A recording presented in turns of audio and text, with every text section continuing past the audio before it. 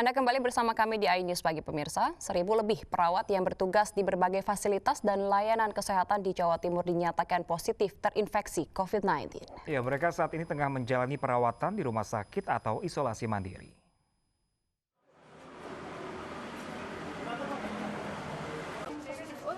Persatuan Perawat Nasional Indonesia PPNI Jawa Timur mengungkapkan 1.012 perawat terpapar COVID-19 sejak awal pandemi COVID-19 sekitar 7 bulan lalu.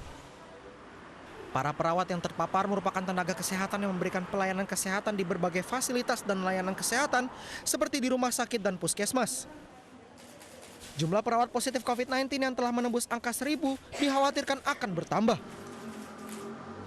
Jadi sejak awal pandemi dan saya melihat trennya perubahan tiap bulan. Kalau kita lihat mulai Maret nih, Maret sampai ini kan sudah berapa 6-7 bulan, berarti setiap bulannya mungkin trennya 100 lebih nih, Mas. 115, 120-an begitu. Dari 1.012 perawat yang terkonfirmasi positif COVID-19, terbesar ada di kota Surabaya dengan jumlah 333 orang. Selain kasus positif, PPNI Jatim juga mencatat jumlah perawat yang meninggal akibat COVID-19 mencapai 28 orang. Untuk menekan jatuhnya korban para tenaga medis, PPNI Jatim akan memberikan bantuan alat pelindung diri APD kepada perawat di seluruh Jawa Timur. Dari Surabaya, Jawa Timur, Yuda Prawira, iNews melaporkan. Pemirsa, pasca viral video kerumunan orang di wisata air Hairos Deli Serdang, polisi periksa 7 saksi dari pengelola. Sementara itu pemerintah Kota Medan menutup lokasi wisata hingga waktu yang tidak ditentukan.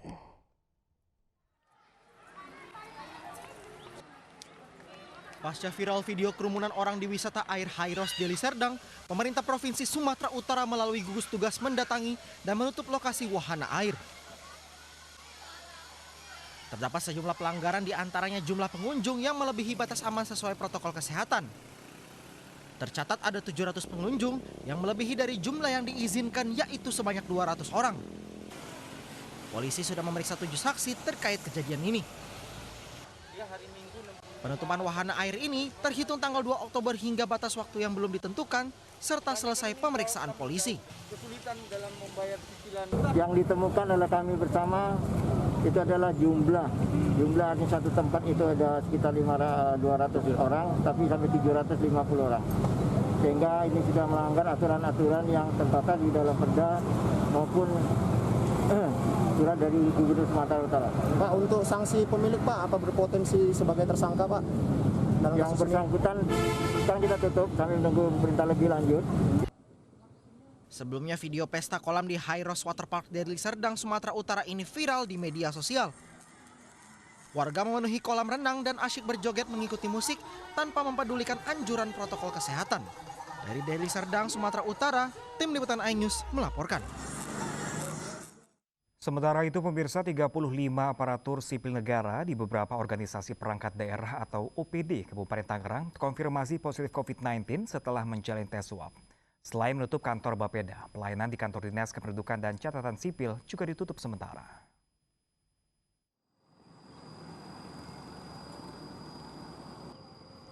Orang aparatur sipil negara atau ASN di lingkungan pemerintahan Kabupaten Tangerang, Banten dilaporkan terpapar COVID-19 usai melakukan swab test.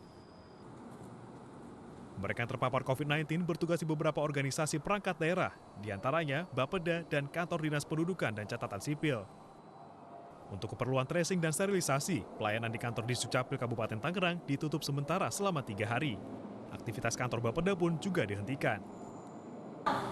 Biasanya setiap kantor ataupun instansi yang ada positif, kita akan lakukan penutupan selama 3 hari dengan melakukan desinfektan sambil melakukan tracing kasus di kantor tersebut. Pemkab Tangerang akan melakukan pembatasan di kawasan pusat pemerintahan Kabupaten Tangerang. Masyarakat yang tidak memiliki kepentingan sementara dilarang masuk kawasan ini. Pembatasan akan dimulai pada pukul 3 sore hingga malam hari. Sementara itu, kasus positif COVID-19 di Kabupaten Tangerang kini telah mencapai 1.530 kasus. Dari Kabupaten Tangerang, Banten, Aimar Randi, iNews melaporkan. Sementara itu pemirsa, di Kabupaten Kendal, Jawa Tengah, 92 santri dari 3 pondok pesantren terkonfirmasi positif corona. Sebagian santri menjalani perawatan di rumah sakit darurat COVID-19 dan sebagian lagi isolasi mandiri di pondok pesantren masing-masing. COVID, sementara di isolasi mandiri. Klaster COVID-19 di pondok pesantren di Kendal, Jawa Tengah terjadi dalam 2 pekan terakhir. Ada 3 pondok pesantren di Kendal yang menjadi klaster. Kepala Dinas Kesehatan Kendal, Ferinando Ratbonai, mengungkapkan ponpes yang santrinya terpapar COVID-19 adalah Ponpes Darul Arkom Patean, Pondok Modern Selamat PMS Kendal, dan Pondok Pesantren Rodlotul Ursil Quran di Kertosari, Singorojo. Pondok memang kami berharap di pondok ini bisa menerapkan protokol kesehatan sebisa mungkin. Mereka bisa menerapkan protokol kesehatan karena memang hubungan santri itu dekat sekali kalau di pondok ya, karena kita ketahui kadang mungkin luasan lokasi dan sebagainya. Tapi kami berharap ya mereka berupaya supaya bisa menerapkan protokol kesehatan di sana. Dengan lonjakan kasus yang ada, Dinkes mencatat 1.026 orang di Kendal terpapar COVID-19.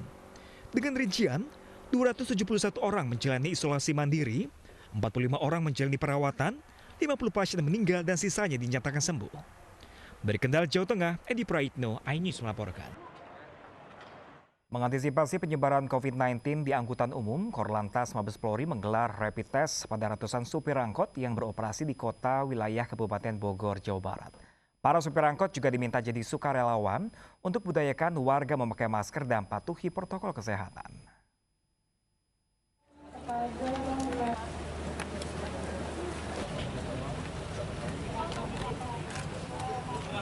Makan peninjauan.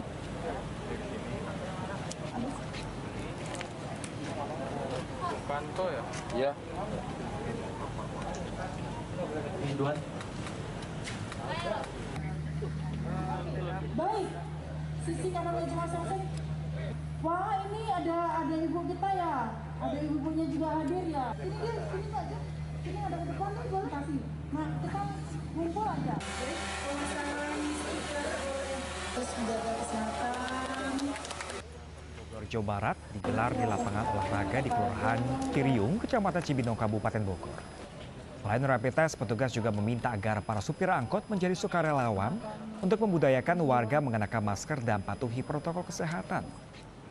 Kakor Lantas Mabes Polri Irjen Istiono meminta agar para supir untuk menjaga diri dengan memakai masker dan minta penumpang untuk jaga pakai masker.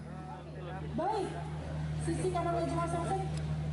Wah, ini ada ibu kita ya, ada ibu. Pemerintah secara resmi menetapkan harga batas tertinggi swab tes mandiri untuk masyarakat sebesar Rp900.000. Harga ini akan menjadi patokan rumah sakit dalam menjalankan swab tes mandiri.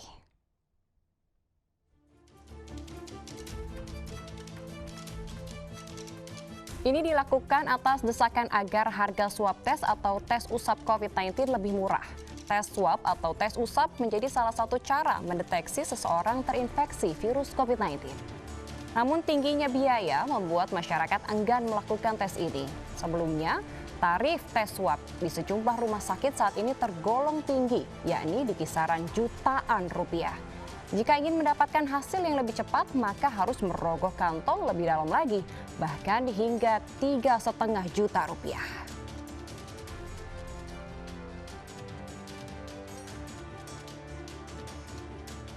Batas tertinggi biaya pengambilan swab dan pemeriksaan real-time PCR mandiri yang bisa kami pertanggungjawabkan untuk ditetapkan kepada masyarakat yaitu sebesar Rp900.000. Jadi Rp900.000 ini termasuk biaya pengambilan swab sekaligus juga dengan biaya pemeriksaan real-time PCR-nya. Jadi dua komponen ini disatukan dengan biaya totalnya Rp900.000. Pemirsa, setelah pegawai bergaji di bawah 5 juta, guru ngaji dan guru pegawai honorer juga akan mendapatkan subsidi gaji sebesar Rp2,4 juta. Iya, 3,3 juta guru ngaji dan honorer akan mendapatkan gaji tambahan.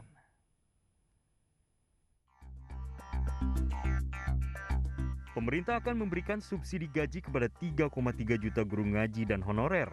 Usulan penerima subsidi gaji akan dikoordinasikan oleh Kementerian Pendidikan dan Budaya untuk honorer dan Kementerian Agama untuk guru ngaji.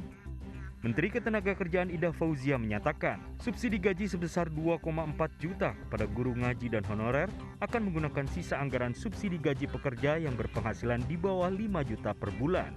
Hingga saat ini, Kemenaker telah menyalurkan kepada 12,4 juta pekerja yang mendapatkan bantuan subsidi gaji dari target 15,7 juta pekerja. Selain para pekerja yang bergaji di bawah 5 juta, ada sektor lain yang juga sangat membutuhkan bantuan subsidi gaji atau upah ini. Sebagaimana harapan itu disampaikan kepada Kementerian Ketenagakerjaan, ada teman-teman guru honorer, guru honorer yang ada di lingkungan Kementerian Pendidikan dan Kebudayaan, guru-guru honorer di lingkungan Kementerian Agama, guru-guru ngaji yang selama ini memang membutuhkan dari pemerintah. Keputusan diambil dari berbagai aspirasi yang didapat pemerintah untuk membantu para guru honorer dan guru agama yang tidak masuk dalam kategori penerima bantuan subsidi upah. Meski demikian, belum dapat memastikan jumlah anggaran yang disiapkan lantaran menunggu pencairan subsidi gaji tahap 5 dengan anggaran yang disiapkan sebelumnya mencapai 37,7 triliun rupiah untuk bantuan subsidi gaji bagi pekerja bergaji di bawah 5 juta. Dari Jakarta, Ade Firmansyah, iNews melaporkan. Badan Pengawas Pemilu Sulawesi Selatan menemukan ratusan pelanggaran netralitas ASN. Informasi selengkapnya sesaat lagi, tetaplah bersama kami.